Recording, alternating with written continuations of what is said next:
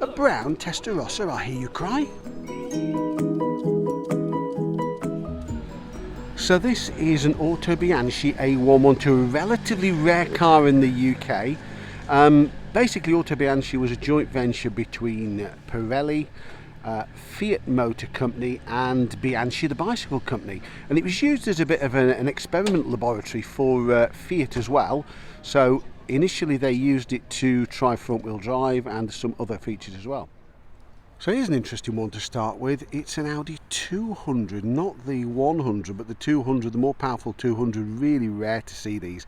It's the quite good looking Avant estate version, not necessarily a full estate in terms of, there are some compromises in terms of the design and the back end treatment. Let's have a look around the back, but really great to see that here today. I haven't seen one of those for a long time. I don't think there's so many that are still around on UK roads. So E39 BMWs as nice as this M5 must be pretty thin on the ground these days.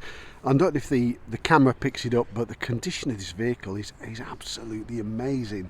It's got a brilliant tan coloured interior, and also it's even got, I don't know if you can still pick it up there, but it's got the BMW telephone, which was an option at the time. I don't know if that one still works. It's a manual. Oh, what a fabulous looking car though. Based on the B3 Audi 80 shell is this lesser known and seen Audi 90. It's the 2.3 litre. I'm pretty sure that's a 5-cylinder. I think the only version of the 80, if you want to call it that had that. This one's a Japanese import because I can see the Japanese dealer's sticker on the back. AC. That's a beauty, isn't it, that one? What a condition that's in. A lovely example of a Mercedes W123. This one's a 200. It's got the early lights, I think. The lights changed. It's 1980 on a V. I guess these came out in probably 77. Brilliant condition. Absolutely brilliant. That's a beauty, isn't it? So from the early days of Saab is this Saab 95 rather than 95, which was used later. Obviously benefiting from the aerodynamics developed for the aerospace industry. This one's got the V4. The V4 was the engine that was, I believe, licensed from Ford Europe in actual fact, and used in things like the Corsair. This one's a lovely example, and you really don't see too many of those around. Now, from the joint Type 4 platform, the Fiat Chroma and the Saab 9000, also came the very pretty Alpha 164, and that looks and sounds an absolute treat. So back in the late 80s, early 90s, getting you up that executive ladder might just qualify you for a Cavalier Mark III in Diplomat form. This had got all the bells and whistles. It's a 2 litre 8 valve version. It's actually for sale. So if you want to give him a ring, just pause the video. Ian's contact name's on there. And it's in absolutely lovely condition. Honestly, that's one of the cars I'd love to add to my classic car collection. So from the early days of Chris Bangle's design career is this Fiat Coupe that he designed before he joined BMW. Relatively seldom seen these days. This one is the normally aspirated 5-cylinder engine. I think in turbocharged format that engine was the same one that was used in the Lancia Delta Integrale. I must say it's a very pretty car, that one, in that colour, isn't it? Whatever size of Audi Quattro you're looking for, be it the long one or a shorter one, I'm not sure if that's original or a shortened sport, we've got them for you. And if you don't want one of the Audi Quattros, maybe we can interest you in a lovely Mark 1 dog bone grille Escort Mexico. Absolutely fantastic. So back in the day, right towards the end of the production, the E30s were being pushed pretty hard to allow for the E36 to be launched, which was a real change in direction. This is a late car. It is the 318i Lux. Got lots of detail features. The owner was explaining to me things like instrumentation slightly different, the strip down the side. Absolutely beautiful colour in glacier blue, isn't it? What a lovely car. So the Alfa Giulia 1.3 Ti has a really cult following. Not all of these met their fate on the Italian job. See, I've been watching too many films over the Christmas period, but this one is a well-used, well-loved example that's seen quite a bit of action. So celebrating a 40th birthday last year was the Austin Maestro. Massive glass area on this car. Really was quite a step change, and unbelievably it replaced the Allegro. You can't believe it was from the Allegro to this in one foul swoop. But yeah, an absolutely lovely looking MG Maestro. So this is a hypercar jointly developed by Aston Martin and Red Bull design. I think Adrian Newey is involved. It's the Aston Martin Valkyrie, built to almost Formula One specifications. Some incredible features. Look at that splitter at the front. We'll take a look round the car. Absolutely incredible. The aero that the car's got. Yeah, it's truly special and absolutely road legal. Just look at some of the details on those lights at the back. That is absolutely incredible, isn't it? Yeah, if you've got the budget for a hypercar, that's probably the one to have, isn't it? You really aren't going to see too many of these. It's a Subaru Brat. So highly prized by farmers and others back in the day. Subaru really were the pioneers of passenger car four-wheel drive, arguably, and the offshoot of this was this extremely useful pickup with the unusual name of Brat. Now these are highly prized, a lot of them rotted away, not too many of these left, but as the saying goes, those that know that this is a very, very useful and rare vehicle now. It's difficult to believe that it's 26 years ago that this early Vauxhall Astra, I think Mark IV, would have rolled off the production line. It's a 1988 car. What makes this one special, it was the original motor show car that was on the Vauxhall stand at the motor show that year, and in actual fact it was also featured in a lot of the brochures, and what a great condition it is in. A few years from now we'll be wondering what happened to all of these, but this particular one's been preserved in absolutely great order. We'll take a look around the back. I think from every angle it certainly wears its years very, very well, doesn't it? That's lovely. So this is what happens when the Japanese go after the four-wheel drive market, as they did their version of the Defender, the Cruiser, BJ Cruiser. But this one's a bit different. It's fitted with a Lexus V8. I think the car originally, I'm not sure if it originally came from outside the UK, but it's a right-hand drive car, so that would limit the options, wouldn't it, really? And it's called Project St. Joan. Well, they've done an immense job with that, haven't they? Absolutely immense. So the Porsche 914 was a joint venture with Volkswagen, I think mainly for the American market. This is a touring version of the Porsche, the 9146. I think only about 34 or 5 of these were built in sort of fully factory touring or race versions, but this one's an evocation built to the same specifications, and that's a spectacular looking car. Widened front and rear track by the look of it as well, with those arches. So hands up, I'm a bit of a sucker for an E28 BMW, and this one is stunning, isn't it? It's badged M. I suspect it's the M535i rather than the full house M5.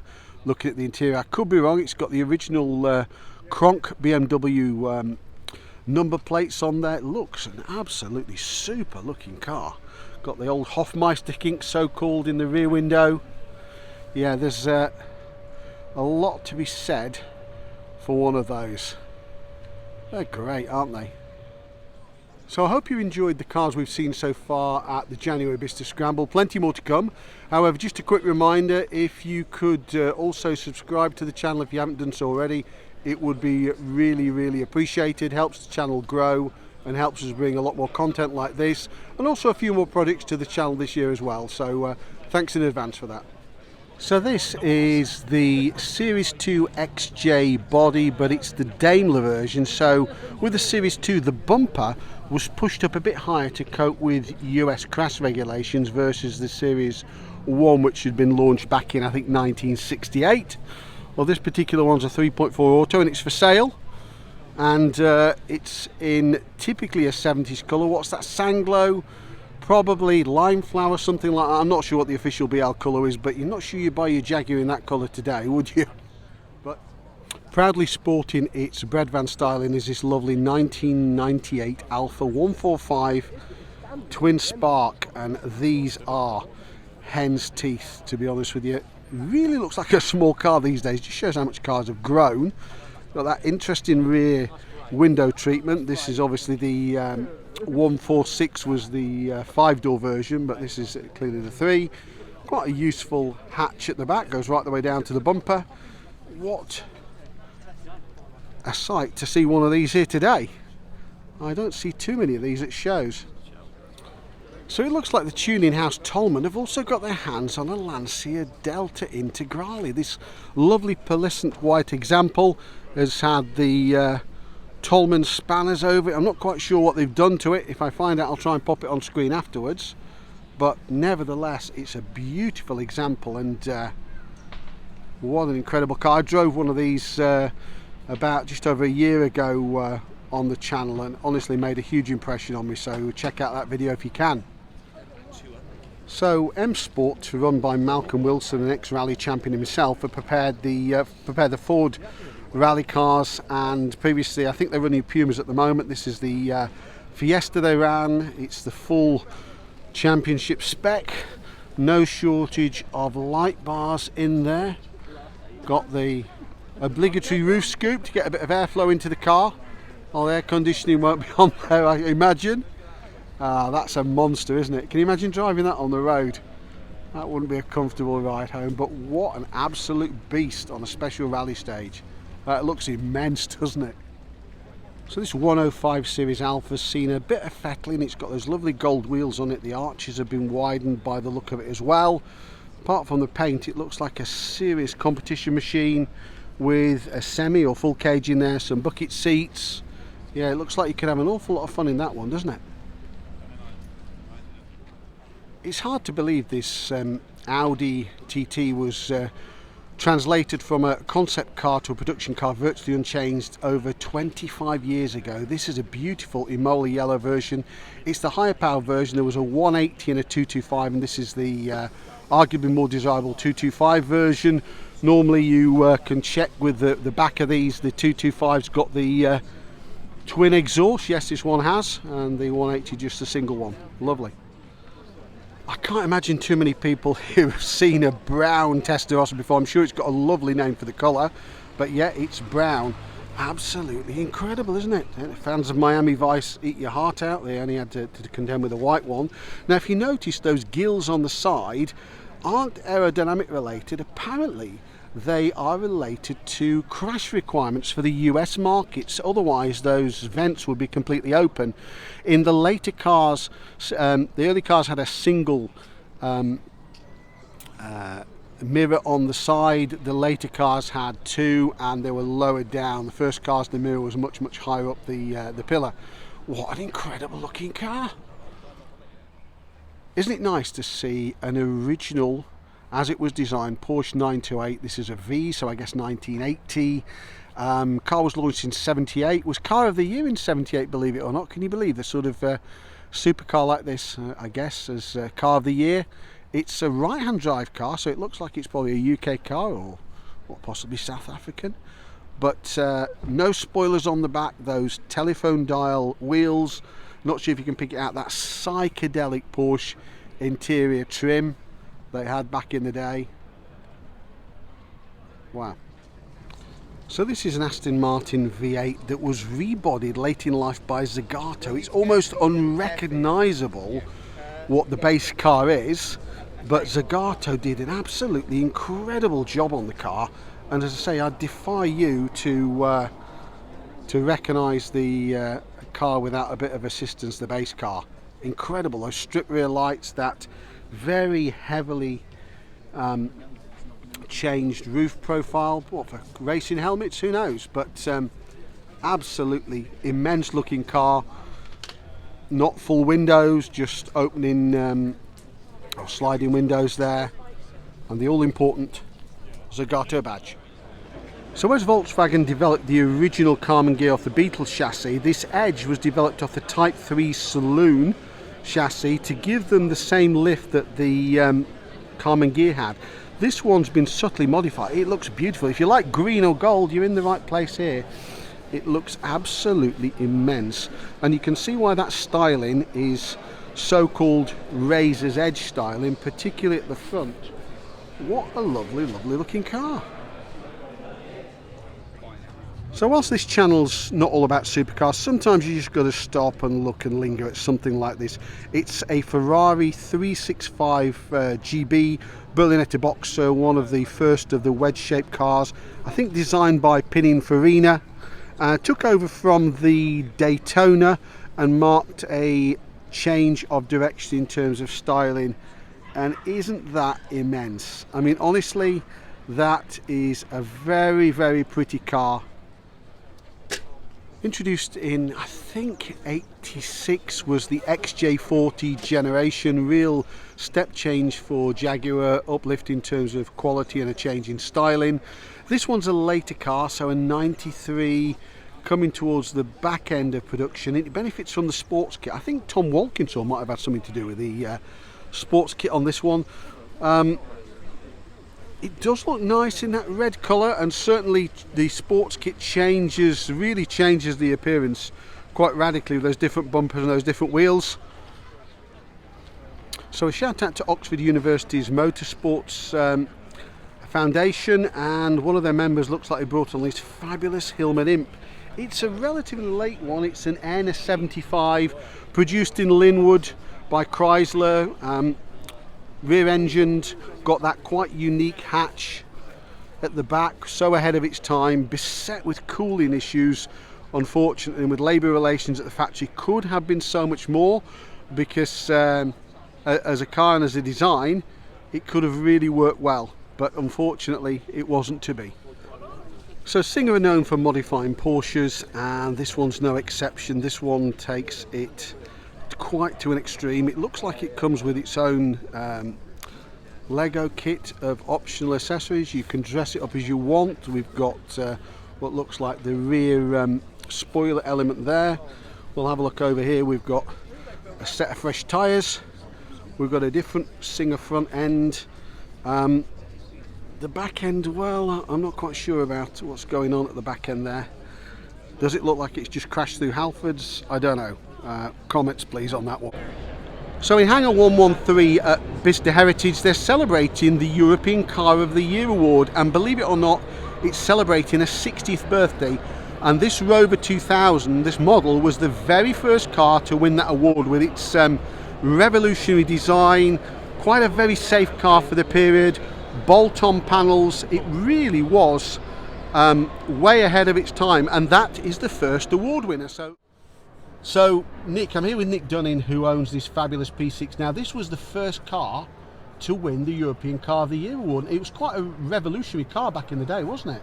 Yes, very much brand new at the time it was launched. Right. Which is the interesting thing is how much it was evaluated to become Car of the Year. Yes, it was like a space rocket when it came out, and it even retained that image sort of 10 years later, with the base unit and the detachable panels. Right. But I wonder how much, because they rushed this into production, and I wonder how much they really drove it. Oh, wow, that's incredible, isn't it? Because this one is a year in and has got a lot of refinement on it, but still has some of the really eccentric bits that the strip speedo you've got there, haven't you? Which ran until 1977. Wow. So okay. In that guise, but you've got a lot of bits on this car that didn't last, and cardboard dashboard that falls to pieces. Oh, right. Okay. Yeah. I'll be gentle with that. Black button on the handbrake which cracks and disappears. Right. And, all sorts of stuff. So it was very much a work in progress, and launched in a hurry, the Rover 2000, probably a year before it should have been. And you're keen to get more information about this, the Car of the Year, European Car of the Year award, aren't you? We've been asked I've been asked to help get some research in about the Car of the Year award, because despite having a lot of archive material, I don't have anything really tangible for that Car of the Year award. And it's just been talking about the fact that the trophy must still exist and probably is at JLR. Yes. Well, if anybody Probably. knows the whereabouts of that trophy, or it's in your wardrobe or your back bedroom, but by all means contact me and we'll let Nick know about that. Wouldn't that be fantastic to see? Yes. It would, to reunite the car and trophy together, because I'm sure it still exists somewhere. The clubs would like to make quite a deal of this year, and particularly going towards the NEC in November, and have a Car of the Year themed stand. At the moment, we're not getting that. So 60 years is quite an anniversary, isn't it? So that's something. Let's try and see if we can we've just help the done- club celebrate. yes, that would be good. Excellent. Thank you very much. Thank you very much, Nick. Thank you. Thank Cheers. you. So credited with being one of the very first hatchback is this very revolutionary at the time Renault 16. Fabulous soft ride to these cars. This is a 16 TS from 71 by the look of it, on a J-plater. Again, hard to believe how far ahead of its time that actually was. Launched unbelievably in 1967, is this futuristically designed NSU Row 80. Now unfortunately the car wasn't a commercial success. Some issues with the rotor tips on the early cars, which has long since been overcome, having issues and causing huge warranty claims, which brought the company NSU to its knees, and eventually became what we now know as Audi. Some great features on this car, the styling particularly, but the operation of the clutch is just simply by moving the gear lever. You move the gear lever and it engages the clutch, so I guess just pressure on there. There's no button as such, the owner tells me. This is an original UK supplied car coming from Bristol Street Motors. Wow, that is incredible, isn't it? So here we've got a 77-78 Fiat 128.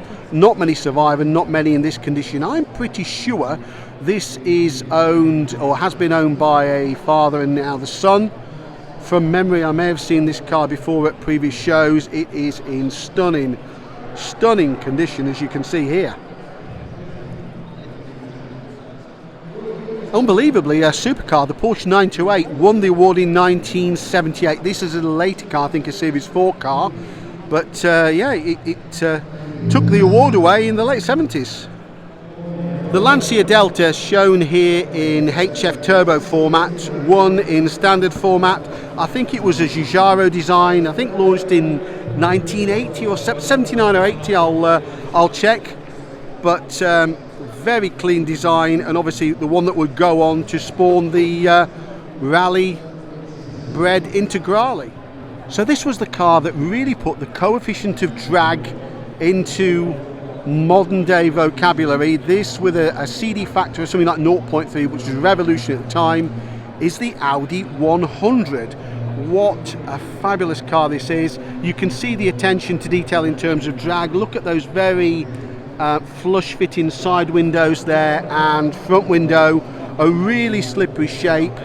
And to be honest with you, these are becoming a modern classic, if they're not already. Far more so than the Audis that followed it, in my opinion. So next up we've got the lovely 405 GTX, and I've got a soft spot for these. I had two of them as company cars back in the day. This is a pre-facelift car, as we'll see in a second. Very pretty cars. Pininfarina designed. Very comfortable interior. I must say the interior quality perhaps wasn't quite as good on the early cars, but absolute pleasure to drive. This is an auto. Those seats are super comfortable. And what distinguishes the early cars like this one is you can see that it had the much higher loading lip here and had the plastic panel beneath the rear lights, so it was a bit awkward for loading, but honestly in terms of appearance, I must admit that I do like the pre-facelift cars. That's a beauty, isn't it? Well, it is to me anyway.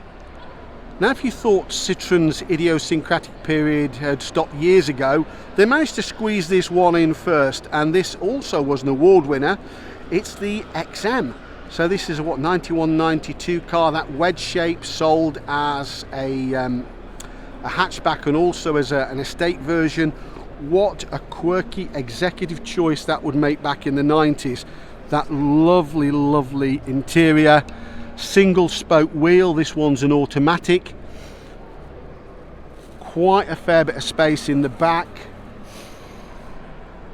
And that incredible wedge-shaped design with that kink halfway or sort of 3/4 of the way down the car. What an incredible car. Sat down on its hydropneumatic suspension at the moment, but they really are something else, aren't they? Another return to fortune for a manufacturer was Alfa with this 156. Suddenly Alfa had a massive hit on their hands. They had the very, very pretty 156. Brilliant attention to detail in terms of styling, this lovely, lovely interior, lovely leather interior. Features like the door handle is built into the window surround here, so really a clean looking design, and what a fabulously pretty car they are, aren't they? A deserving winner. Stung by criticism of the last Escort, Ford really upped their game with this car. With the control blade suspension, they defined new levels of ride and handling with the Focus. This is a very early car. It's an S-plated 98. I think that was launch year. See very few S's around. This one, I believe, is an LX. The first cars were not badged. It was a decision by Ford not to badge the cars with the model grade. Eventually that was changed, and you can only really tell on the early cars by the wheel trims. So I'm assuming this is an LX. I drove one of these, I think, back in '99 for the first time, and it blew me away. Honestly, this is truly a future classic Ford. Now, worthwhile successor to the, I think, Giugiaro designed original is the Fiat Panda. This is the 100 horsepower. 100 horsepower in a little car like that makes it for fairly entertaining driving. I haven't driven one yet, so if you've got one you want to lend me, I've heard they drive very well, although the ride's a bit harsh, but another worthy winner from a past year. So it took until the E60 generation for BMW to bring the M5 Touring to the UK with its absolutely mental V10 engine. One of these was restored by the guys on Drive Tribe, so check out that, because the costs in running and maintaining one of these cars is immense, but they are incredibly quick. This one's been used as a proper estate car by the look of it, and I believe this one might even belong to Chris Harris. Not sure about that one. Chris, if you're watching, let me know. It's also seldom that you get to see a very early Citroën CX. This is a Palace. Not sure that was the extended wheelbase. I don't think it was. My God, this car was so far ahead of its time. It's got that single wiper blade, but it's got that rotating instrument binnacle. I remember my dad had one of those, and it was like being transported in a spaceship. Fair bit of room in the side. I remember them as really comfortable family transport at the time, and you certainly stood out in the executive car park if you'd gone for one of those. Yeah. I think this 740 series Volvo was originally planned to replace the 240 series, but in actual fact the 240 continued for a few more years. This is what, an 89 registered car. I'll check whether it's a 4-cylinder one. Let's have a look around the back and see which one it is. It is a 740 GLE, so it's the 4-cylinder car. What an incredible shape. I think really they're aiming at the American market, but just makes them stand out so much these days, don't they? A Rover Vitesse. Wow, that is what, an 84, 85 car. Got those lovely BBS style gold and chrome wheels on it. This Ferrari Daytona front end, I think David Back had quite a lot to do with the design of this. If not, he was the lead designer. There is a lot to like about these. Put all the stories to one side and just think about how it looks for a second, and doesn't it have a massive amount of road presence even now? As viewers of the channel will know, I have a bit of a soft spot for an E36 BMW. This is it's a 4-cylinder 316i, but it is a manual. Now, interestingly enough, when they launched these, the price gap between the 316i with 100 horsepower and the 318i with 150 horsepower was £1,000, which was quite a lot on a car which is about £15,000 or something in that order. I think the only really difference was an additional anti-roll bar on the 318i. Nevertheless, I think they are personally quite attractive vehicles. Now, I know this car. It's a W201 Mercedes 190, not the E, it's the carburettor version. It's in fabulous order. I think the owners chronicled the history of this car online, and it's got an unbelievable, it's showing 209,000 miles on the clock. Honestly, it looks incredible in this sort of German ivory beige. It's in really good order. So shout out to you with that one. Well, it says tax paid, so we'll have to take his word for it, but this is a Carina 2 from, 89-90, again from the early days of Toyota, not very early days, but certainly before they became a volume player and had UK manufacturing. Proving slightly rarer than hen's teeth and holy grails is, yes, a Citroen Visa. Pop it in the comments when you last saw one of these. It's even got the faux orange triangle in the middle. What a lovely period feature that is. What an incredible little car these were. I suspect this one's been on Hubnut as well. So it's a 14 TRS. Oh, we're quite a way up the range. Great to see that. Still badged as Metro, not yet Rover 100, and towards the end of the life of the vehicle is this what's that, 94 Rover. Metro, and it's the GTA. Now, the GTA was the warm hatch version of it. There was the GTI, which is we don't see too many. We don't actually see that many GTAs, to tell you the truth, but it's lovely to see that one here today, and it's in great nick as well, isn't it? Pretty standard looking car. So this is a Studebaker Lark. Studebaker, a brand that was defunct from 1967. So this is a relatively late car. It's a 63 with these Indiana plates and given an A registration plate for the UK. This Lark model promised it would have the admiration of other motorists and all those who would ride in it. Well, I'm not sure about that one. That person doesn't look too enamoured, do they? Maybe they've been there too long. But incredible to see that. Actually not such a big car compared to European cars as other American cars of the period, to be honest with you. You'd mistake that for potentially European or Australian car from a distance. Although badged Fiat, this actually, the information that comes with the car said it's a Seat 850 Coupe. It's 34 horsepower, propels the car to a heady 78 miles an hour, it claims, but in fairness, it's only 670 kilos. There are probably some options on cars weighing more than 670 kilos now, aren't there? Absolutely lovely. Little white wall tyres don't always suit a car, but they just seem to work on that one, don't they? Fair bit of room inside, shows how much passenger space hasn't increased, whereas dimensions of the cars have. Rear mounted engine, what a little beauty that one is, isn't it? So within a relatively short space of time of just over a year, I think, the guys at Revs Restore, a team of people building community sport, really aiming and supporting mental health, have used the opportunity of restoring this fabulous 1975 Series 3 Land Rover that was donated to them, coming from the Falkland Islands. The project basically had a budget of almost nothing, so hats off to the guys and girls who've supported this and the companies that have. We'll try and take a close look at it. It's got a new canvas top there. Smells like a proper canvas top inside. The team's got quite a bit of work still to do with it, but shout out to them if you want to support them. I'll stick their web site and contact details in there. Massive amount of teamwork. People have given up a weekend a month in some cases to try and support that. So it's not so long ago it's been painted, and they've done a great job. I think that's surf blue or something like that. And here's the shout out, the roll call of the companies on the left who've supported it.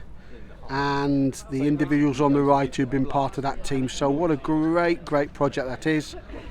So to date, the BMW M1 is still the only mid-engined BMW M car.